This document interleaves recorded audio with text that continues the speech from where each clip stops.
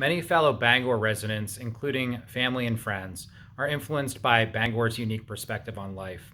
Jon Ferreira's last venture, called Bangor by Foot, exemplified his love for the city. This live feed dedication is not only for Bangor, but also for my Bangor crew. You know who you are if you're in the crew. This is a group of individuals whose lives have been guided by Bangor's community spirit and the experiences in the city. People like myself. Really caring about your roots and the people in your life can be challenging, especially when adversity strikes like this situation.